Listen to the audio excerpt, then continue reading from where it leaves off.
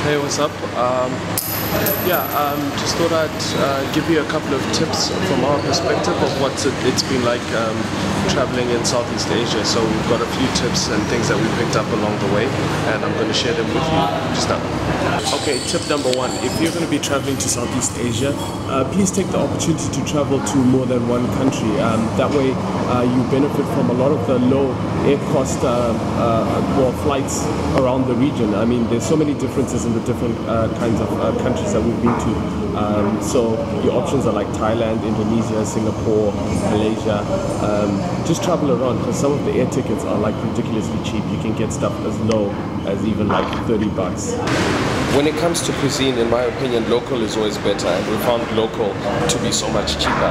Local, better flavors, better experiences, better food, in my opinion. But yeah, I mean, it's up to you. But you know, we managed to get like super cool deals on food, and travel in big groups because you get to try like food from each other's plates and that kind of thing. So yeah, definitely local is lekker. Okay, just remember that alcohol is taxed really heavy in a lot of these countries. So top tip is get your alcohol in the duty-free shop on your way to Southeast Asia. Then you can always have, you know, like your favorite drink in your room and stuff, and all you have to do is buy like soda. Or in the event that you didn't actually manage to buy any alcohol, you can always pop into a 7-Eleven, for example. But then if you buy some of your alcohol in some of the bars, you'll get the shock of your life, like me ordering like a double whiskey and then having to pay the equivalent of like $30 in one of the bars in Singapore. So generally, like, your favorites like Uber are widely acceptable forms of transportation, but there are some local alternatives that you can use. Like, research them online. You normally find them, like if you switch on like your Google ads and that kind of thing, you normally see like some local alternatives. Download the apps, try them out.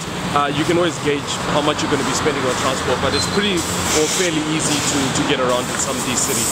The public transportation system, like in Singapore, is also quite great, and also you can kind of walk around if you're up to it. Okay, I'm biased on this particular tip, but definitely take the time out to visit the local comedy scene in Southeast Asia. So many different comedy clubs that are popping up, so just search for them on social media, like on Facebook.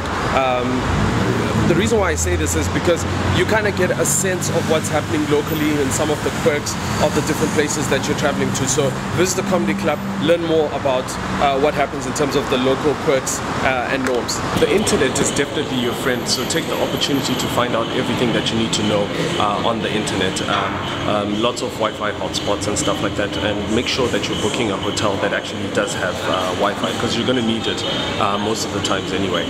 I suppose their data costs are not really that expensive, but it always helps to have a bit of Wi-Fi so you can share experiences, and you can also find out from stuff.